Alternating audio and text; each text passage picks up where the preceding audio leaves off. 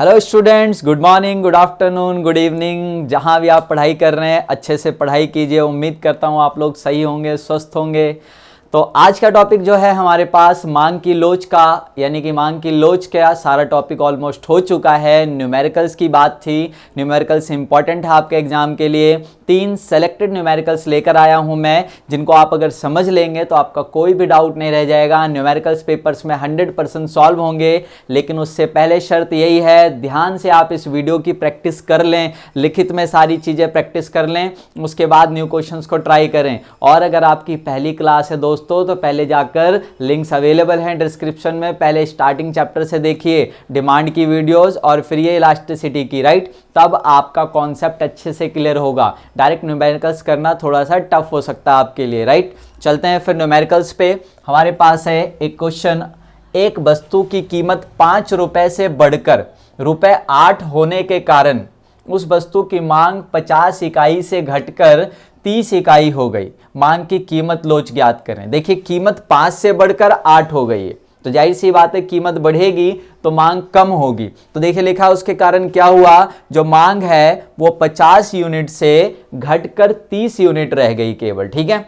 अब क्या कह रहा है आपसे, वही इलास्टिसिटी ऑफ डिमांड कैलकुलेट करने के लिए। देखिए, मैंने आपको समझाया था कि अगर आपके क्वेश्चन में ईडी निकालना है और आपके क्वेश्चन में कोई भी परसेंटेज की बात नहीं की गई है, ना ही कोई परसेंटेज कैलकुलेट करना है और ना ही कोई परसेंटेज गिवन है, तो सिंपली मैंने आपसे कहा था जो फॉर्मूला आप लिखिएगा वो सीधा ये लिखिए, delta Q divided by delta P into में पी बाई क्यू, ठीक है जी। माइनस का साइन लगता है फॉर्मूले के साथ, ये मैंने आपको क्लियर करा दिया था, ठीक है।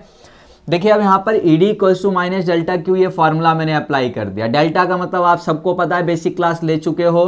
क्वांटिटी में कितना चेंज आया, प्राइस में कितना चेंज आया। आइए मैं आपको बता देता हूँ। डेल्टा क्यू को आपको पता है ओपन करके कैसे लिख सकते हैं, Q1 minus Q. Delta P को कैसे लिख सकते हैं, P1 माइनस पी, सही है ना, इनटू में P अपॉन में Q। सर P क्या है और Q क्या है, आपको बता रखा हूं कि P क्या है, इनिशियल प्राइस, शुरुआती कीमत, प्रारंभिक कीमत। जरा देखिए इस क्वेश्चन में शुरू में कीमत कितनी थी, 5 से बढ़कर 8 हुई है, तो शुरू की कीमत कितनी है सर, 5 रुपए। ये लिख दिया मैंने 5 रुपए कीमत, सही है। क्वांटिटी, Q का मतलब है शुरू वाली, प्रारंभिक वाली मात्रा मांग की, तो शुरू में कितनी थी सर, 50 से घटकर 30 हो गई, तो शुरू में कितनी थी, 50 थी, ठीक है। तो ये पुट कर दिया हमने। आगे आइए पूरा और इसको भी पुट कर देते हैं। Q1 का मतलब होता है न्यू क्वांटिटी, नई वाली मांग कितनी है। P1 का मतलब क्या है, नया वाला प्राइस कितना है। तो देखिए सर Q1 नई क्वांटिटी कितनी है, 30, ठीक है ना, माइनस पुरानी वाली क्वांटिटी कितनी है, 50, अपॉन में new price minus old price. तो न्यू प्राइस कितना है सर, देखिए 8 रुपए, और माइनस पुराना प्राइस कितना है, 5 रुपए। इनटू में देखिए मैंने लिखा था 5/50, ये यहीं मैं कट कर देता हूँ, ये आ गया 1/10, सही है। तो सिंपली इसको सॉल्व करते जाइए। 30 माइनस 50 माइनस का 20 अपॉन में 8 माइनस 5 3 इंटू में 1/10, सही है जी। देखिए माइनस से माइनस कैंसिल हो जाएगा, सही है। ये माइनस लगाया इसलिए जाता है क्योंकि प्राइस या क्वांटिटी एक ना एक चीज माइनस में आपकी आ जाएगी, क्योंकि प्राइस और क्वांटिटी का इनवर्स रिलेशन है, और वो एक ना एक माइनस जो है वो उससे कट जाएगा, सही है। या तो प्राइस माइनस में आएगा या क्वांटिटी माइनस में आएगी, और उससे हमारा कैंसिल हो जाना है। तो देखिए यहाँ पर और कैलकुलेट कर लेते हैं हम इसको। ये हो गया 10 to the 20, 2/3, और इसको जब हम सॉल्व करेंगे तो सर 0.667 ऐसा चलता जाएगा, सही है। तो ऐसा लिख सकते हैं आप, 0.66 भी आंसर हो सकता है। ये हो गया आपका elasticity of demand, very simple starting question. देखिए दूसरा क्वेश्चन है आपके पास, एक वस्तु की कीमत में 10% की कमी होने के कारण, कीमत में क्या बोला, 10% की कमी, आ गई ना परसेंटेज की बात। उसके कारण क्या हुआ, वस्तु की मांग 100 इकाइयों से बढ़कर 150 इकाइयां हो गई। सर सिंपल सी बात है, प्राइस कम होगी तो वस्तु की मांग तो बढ़ेगी सर, है ना। तो आइए मैं जो फॉर्मूला यूज करने वाला हूं, मैंने कहा था अगर ये बात आएगी तो फॉर्मूला ऐसे लिखिएगा, percentage change in quantity demanded upon में परसेंटेज चेंज इन प्राइस, यानी कि मांग, जो वस्तु की मांग है, मांग की मात्रा में प्रतिशत परिवर्तन अपॉन में वस्तु की कीमत में प्रतिशत परिवर्तन, वेरी सिंपल। तो देखिए अब नीचे वाला जो प्राइस चेंज है वो सीधा दिया हुआ है आपको कितना सर 10%, तो सीधा 10 लिखा जा सकता है, कोई प्रॉब्लम नहीं है इसमें। क्या बोला कि एक वस्तु की कीमत में 10% की कमी, तो कमी का मतलब है सर जो परसेंटेज है वो डाउन हुई है। फॉर्मूले में माइनस लगा सकते हैं आप यहाँ, अगर आप फॉर्मूले में माइनस नहीं लगाते तो ये नीचे का माइनस आपको खुद से हटाना पड़ेगा, इसके लिए कोई रिस्ट्रिक्शंस नहीं है, ठीक है। लेकिन एक ही रूल, चलिए माइनस लगाया मैंने फॉर्मूले में, यहाँ भी आप लगा कर दिखा सकते हैं, कोई प्रॉब्लम नहीं है, ठीक है। माइनस का साइन लगाया मैंने क्योंकि 10% कीमत डाउन हुई है। सर कीमत बढ़ी होती तो सीधा 10 प्लस का लेता मतलब में, ठीक है।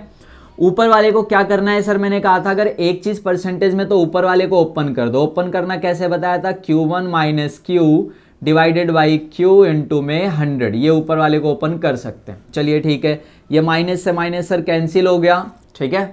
ये नीचे क्या है 10, Q1 माइनस Q, नई क्वांटिटी माइनस पुरानी क्वांटिटी। सर नई क्वांटिटी कितनी है 150, पुरानी क्वांटिटी कितनी है 100, अपॉन में Q यानी कि पुरानी क्वांटिटी 100 इंटू में 100 तो सर फॉर्मूले में, ठीक है।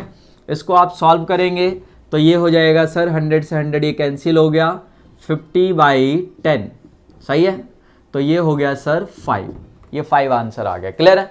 तो किसी भी तरीके का ऐसा क्वेश्चन हो कि आपके कीमत में प्रतिशत परिवर्तन दिया हो या मात्रा में प्रतिशत परिवर्तन दिया हो, आप ये फॉर्मूला सिंपली यूज कर लीजिए। इसी क्वेश्चन में अगर मुझे दिया होता कि क्वांटिटी डिमांड में परसेंटेज चेंज है 20%, तो मैं ऊपर 20 लिख देता और नीचे वाले को ओपन करना मैंने सिखाया था P1 माइनस P अपॉन में P इंटू में 100, और दोनों में ही परसेंटेज प्रॉब्लम दे रखी है, तब तो आसान ही है। ऊपर 20 दे रखा है, नीचे 10 दे रखा है, सीधा 20 अपॉन में 10 काटा, 2 आंसर आ गया ईडी, ठीक है जी। अब चलते हैं नेक्स्ट क्वेश्चन की ओर। अगला जो है आपके पास मोस्टली कैसा क्वेश्चन आता है, ये जो क्वेश्चन है क्या कहता है आपसे, देखिए ध्यान से, आपको ईडी गिवन है क्वेश्चन और कुछ ना कुछ आपका गायब होगा, यानी कि जो प्राइस है इनिशियल प्राइस या फिर न्यू प्राइस, कोई एक चीज गायब होगी, या क्वांटिटी इनिशियल क्वांटिटी या न्यू क्वांटिटी, को एक चीज गायब होगी, वो कैलकुलेट करना है। तो देखो क्या कहता है, यदि एक वस्तु की कीमत 10 से घटकर 7 रुपए हो जाती है, जो प्राइस है वो 10 रुपए से घटकर 7 रुपए हो गई, तो उस वस्तु की मांग बढ़कर 30 इकाई हो जाती है, तो उसकी क्वांटिटी बढ़कर कितनी हो जाती है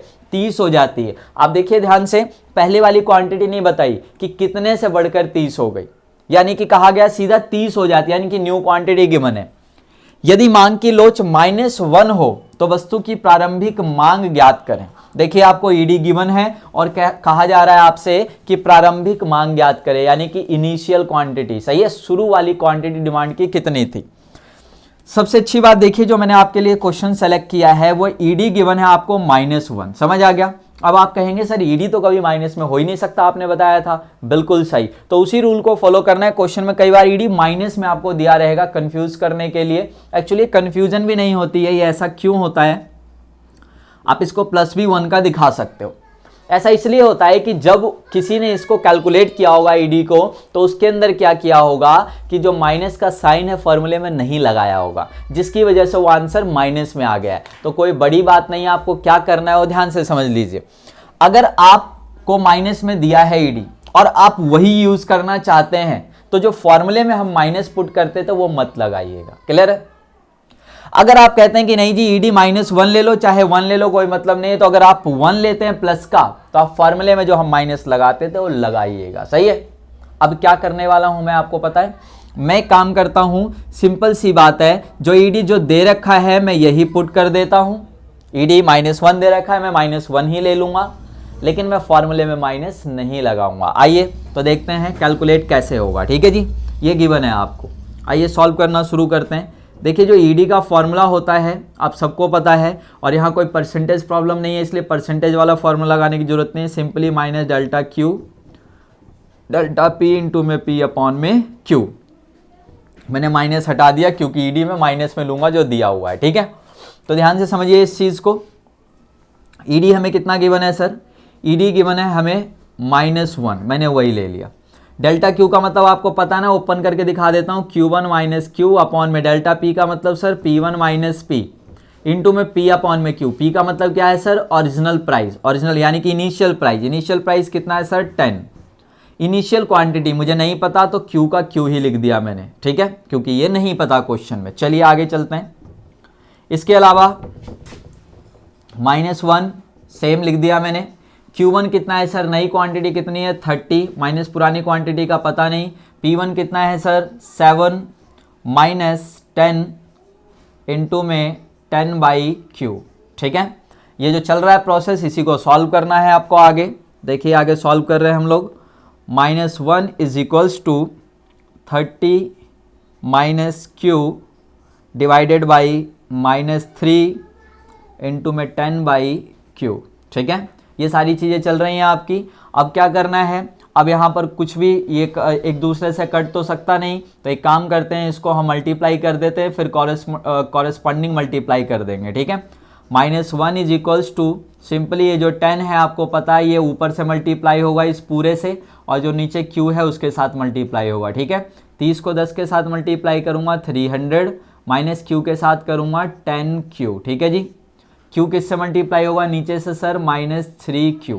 ठीक है, अब इसको हम क्रॉस मल्टीप्लिकेशन कर देते हैं, इसके साथ कुछ नहीं है तो आपको पता है 1 है नीचे, ये हमने क्रॉस मल्टीप्लिकेशन करेंगे तो सर ये हो जाएगा 300 minus 10Q is equals to minus minus plus हो जाएगा मल्टीप्लाई में 3Q। ठीक है, देखिए अब यहाँ पर क्या करना है, नेक्स्ट स्टेप, ये 300 का 300 वही है, ये जो हमने 3Q इधर लिखा था ये वही है, 10Q उस साइड चला गया तो दूसरी साइड जाने पर ये प्लस का 10Q हो जाएगा। तो ये हो गया सर 300 इक्वल्स टू 13Q और Q इज इक्वल्स टू हो गया 300 डिवाइडेड बाई 13।